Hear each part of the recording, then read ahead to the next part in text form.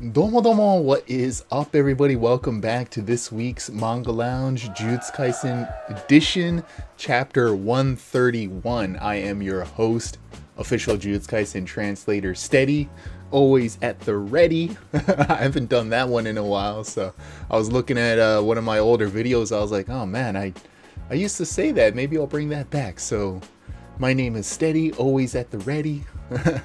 Hope you got something to drink.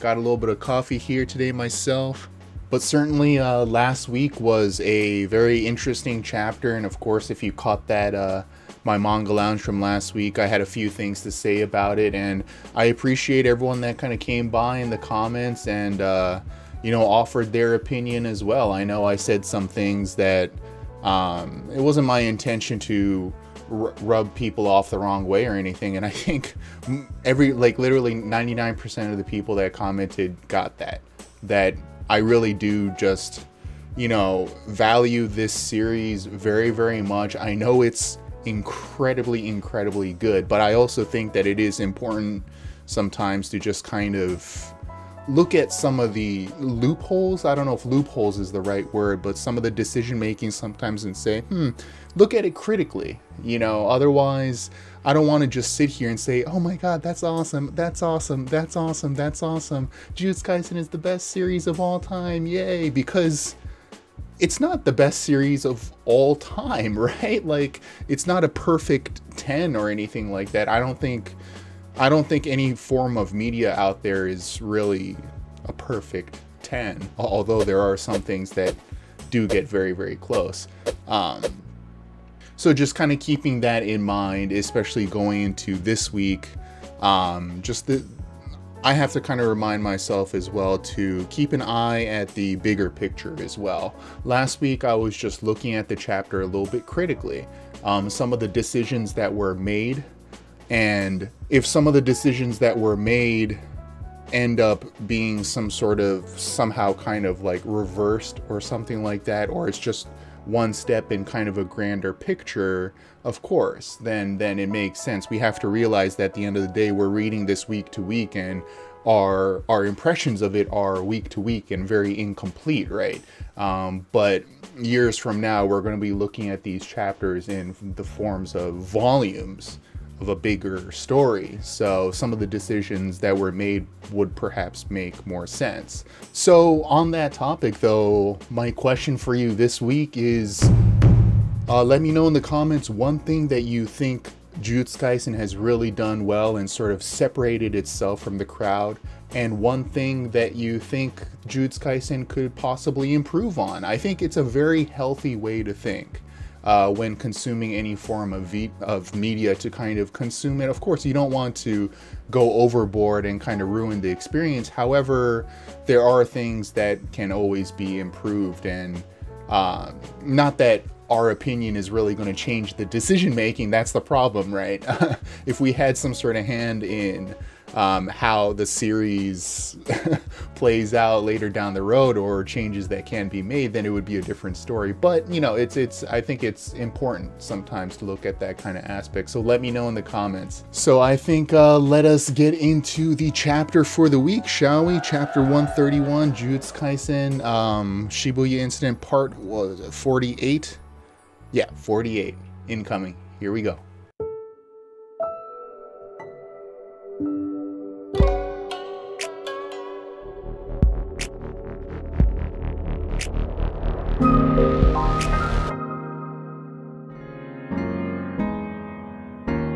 Alright, so we start off this week with this amazing color double spread here. I really like the color theme here, just kind of like this purple and Yuji's like orange kind of frame here as a nice kind of like one point for the double spread here. And you know, purple being kind of my favorite color, this is always cool to see. And Mashito's new design here, kind of this evolved form, looking something like out of, it's kind of a cross between Chainsaw Man almost, something that would be out of Chainsaw Man and The Last of Us, you know, kind of with the weird thing on his face and all that. So, but it's cool. He even has, it almost looks like kind of a scarf, like something out of Shinobi or Strider here, you know, with the flowing scarf. So kind of a combination of a few different aesthetics here. He's even got like these blade things coming out of his elbows. So it's a cool design. And I mean, even the tail kind of, I feel like maybe it's got some sort of inspiration maybe from mythology a little bit too. I don't know, but cool design, a little bit of a departure from what we've seen in Jujutsu Kaisen so far. However, very maniacal, appropriate for kind of a Mahito evolved form, surely, kind of this mishmash, this patchwork, right, as Mahito is known for. But yeah, as we head into the chapter here, it's this chapter, I'll admit right off the bat, is more kind of just very action-packed. You can definitely tell that, you know, a lot of the chapters preceding this were a lot of this kind of intrigue and twists and turns, and here they're just going all out. Now it's just like, okay, the bell has rung and we are just going at each other. But Mahito definitely kind of sees himself as this new birth, you know. But once he gets Itadori, then that's when he'll be his true form, as it's mentioned on page 6. So, you know, once I kill you, then I'll truly be born. But I do like, if we're kind of I'm getting ahead of myself, but on page 5, you know, he's saying, now that I've learned Black Flash, I finally understand my true unbridled soul. And then Yuji with kind of the snarky comment here, well, that's a surprise. I didn't figure you for someone, you know, that goes off on a journey of self-discovery, kind of the identity crisis kind of deal. But yeah, then it's just I don't know how Yuji keeps up with this, you know. As we see on page 7, just Mahito seems to be doing this like boom attack, and Yuji, I think this is where I kind of have to remind myself as well, that Yuji is in this state of super sharp focus. That's the purpose of Nanami's death. That's the purpose of Aoi kind of coming in here and sacrificing himself. That it's when you look at it as a bigger picture, those are steps which Yuji uses to kind of sharpen his focus here. And basically this whole fight is, and this is why I'm kind of have to talk to myself about this, is that this whole fight is shaving off hit points, HP, off of Mahito, right? So Mahito now should be hopefully like one Black Flash away from a victory for Yuji, you know. But it's hard to tell because now he's in this like evolved form. What does that really mean? But just because he kind of changes form doesn't necessarily mean, hopefully for Yuji, that he somehow gained HP all of a sudden, because we've seen this before with Mahito, how he changes forms and stuff, but it doesn't change the fact that he is sort of on the ropes, that he is very low HP. And it's important to remind ourselves of the fact that he's so focused, like, you know, because it kind of gives us a explanation for the Black Flashes, because this is another thing that I've kind of, you know, been wondering about with the Black Flashes, is that the whole point of Black Flash is that you're not supposed to be able to do it at will, right? That's why it's so special, and the rewards are very great, but it's hard to do it at will. But for Yuji, he's in this state of focus now that it almost seems as though he's able to do it at will. It's an explanation for the problem that I kind of had, because otherwise what we've been told so far with Black Flash, this whole idea that you're not supposed to be able to do it willy-nilly, you know, I thought like, well, then that just devalues Black Flash, right? However, perhaps this kind of intense focus is sort of this explanation for the reason why he can just do it. Like every single time he lands a hit on Machito, it's like Black Flash, there it is again. Okay, so he can do it at will. However, though, also there is one more thing, and this is why I love watching the anime as well, besides the fact that the anime is just absolutely awesome, is that this week we had Yuji's Divergent Fist being introduced, right? And I was kind of reminding myself, I was like, oh yeah, whatever happened to Divergent Fist? We haven't seen that in a while. Like, we see it kind of like here and there sometimes perhaps, but I feel like Divergent Fist might come into play here because it's a very tricky move, right? And as it stands right now, Machito and Yuji is just kind of like a brawl, like a back and forth, right? However, with Divergent Fist, that could bring in kind of an interesting twist, right? Because the timing was so perfect, because it was even Nanami was talking about this idea of Yuji having this incredible physical prowess. However, if he's able to sort of harness this cursed energy, this whole idea of this Divergent Fist could be very, very powerful. However, we also have to remember that the whole thing with Divergent Fist is that it was born from Yuji's sort of lack of ability to manipulate cursed energy effectively. So it's more, Divergent Fist is more of a mistake more than anything, right? So perhaps that's why we haven't seen it in a while as well. It could be an explanation as to why Yuji doesn't really use it as much. Perhaps because he's sort of in this state of focus, he's able to kind of manipulate his cursed energy so well, and it's why he's able to use Black Flash so well as well. So perhaps it's kind of a sort of a paradox.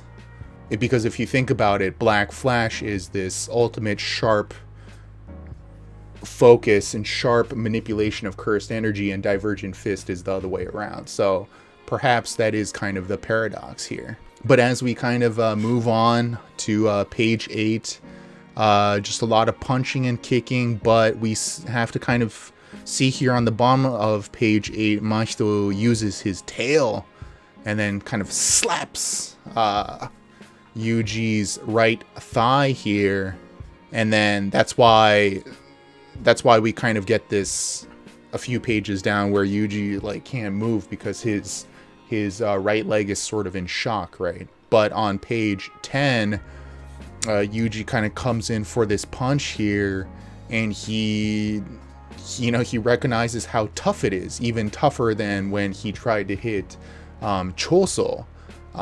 So it's quite disconcerting that even a punch from Yuji, who we know is extremely strong, isn't really having an effect. That's why he's kind of led to believe this whole thing about I need to hit him with a Black Flash. But, you know, Yuji's starting to recognize here that, oh my god, Machito has kind of transcended just a regular cursed spirit. He's sort of this higher being now, whatever that means. Yeah, I mean, it's worth mentioning. So it kind of makes you think, well, what do you do against him? Page 14 here, then I really do love the Machito's new design is kind of this mishmash, and like, whoa, I don't know if I'm really down with that, but it does look pretty cool. Throwing Yuji down, and even this, I know it's not an actual scarf or whatever, but it looks kind of like a scarf motif, or like a long hair or whatever. And especially on page 15 and 16, this double spread here, we see just kind of the way that the top is. I know it's black and white, like manga is black and white, but even more intense, like the contrast. Yuji's kind of conclusion is that he needs to hit Machito with Black Flash, imbued with just maximum cursed energy. And that is definitely something that we haven't really seen explored with Black Flash, in the sense that it's not able, you're not supposed to be able to use it at will in the first place, but theoretically, if you can, perhaps when you apply the cursed energy to the hit, right, within 0.0000001 seconds, you're supposed to be able to gain this effect, right? So perhaps the amount of curse energy that's applied, if you are able to apply more, then perhaps the output, the strength of the Black Flash is that much stronger. So could we end up seeing like a super Black Flash and a hyper Black Flash? Like, maybe, I don't know, maybe there's a world beyond the regular Black Flash that we don't know quite yet. So does it become Black Explosion, you know? Does it become Black Void? That would be pretty cool, right? But then on page 17, this is where we kind of get into what I've been talking about, this whole idea of there's not a single Jujutsu sorcerer who can use it at will. And I'm really happy to see this, because this is exactly the question that I kind of came out of chapter 130 thinking, and into chapter 131 I'm keep on asking myself, well, this whole idea of the Black Flash, especially a few pages ago when Yuji says I need to use it, that's the only way to defeat Mahito, where you're like, but you're not supposed to be able to use it at will, right? So I'm glad that Akutami Sensei definitely seems to have something up their sleeve, right? Perhaps an explanation kind of going along the lines of what we were talking about, that Yuji is just in this state of intense focus, that he somehow has managed, just the same way that Mahito has managed to kind of transcend to this next level, that Yuji, remember, he's our protagonist, so he's always going to be, you know, reaching new heights, the Shonen Jump way. So perhaps he will be able to have Black Flash as something that he's able to use sort of at will. That would be very cool. I've also said Black Flash a lot in this episode, I'm sorry. Then we see on page 18 here, we see Mahito's sort of blades kind of shatter a little bit here, and clearly Mahito is seeing the damage. So this is nice to kind of see that what the preview, you know, Todo getting involved, what Kugisaki did, it wasn't all for naught. And this is such a relief, because this kind of answers a big question of mine. And of course, we've been told by Mahito himself that all these things have had an effect on him, but it's nice to kind of be reminded of that, you know, not all of this, not everything that Yuji has done, not all these punches to the face and this and that have been for nothing.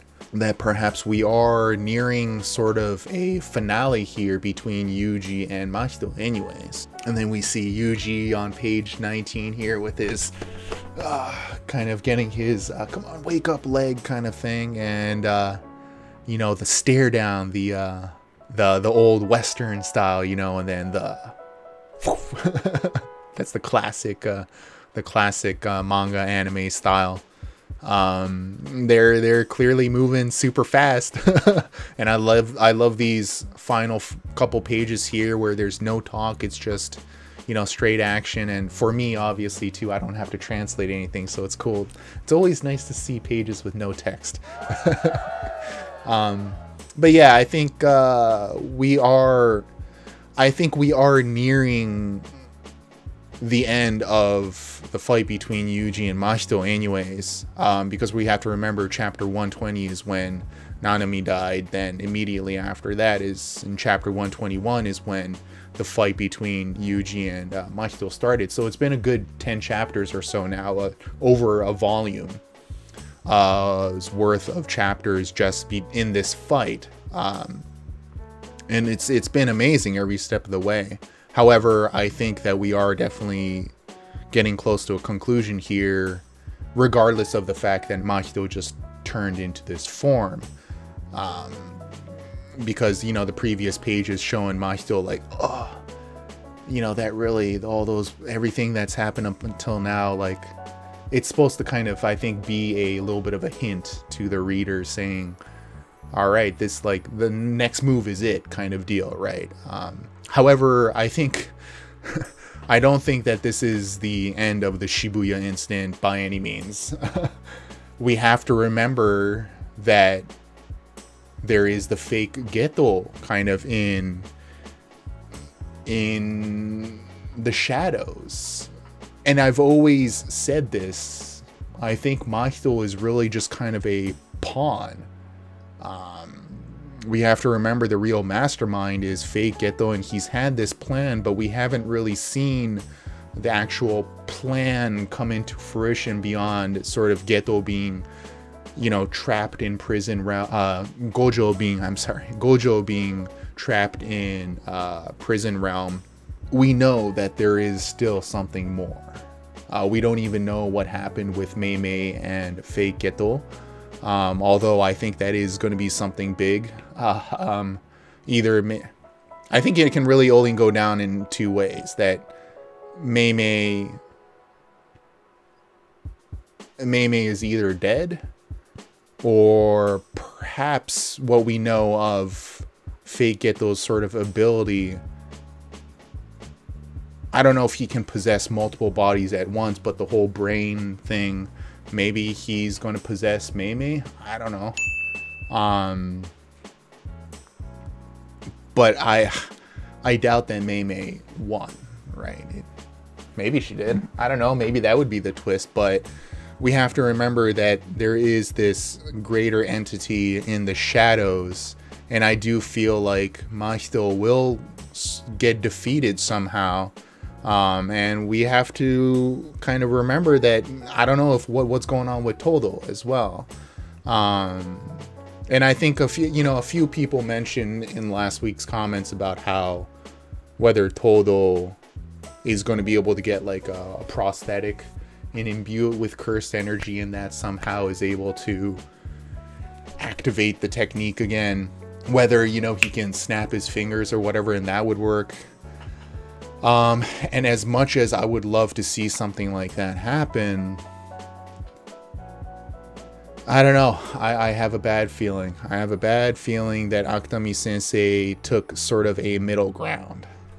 That they are not going to kill off Todo, however, they're going to kill his ability, at least.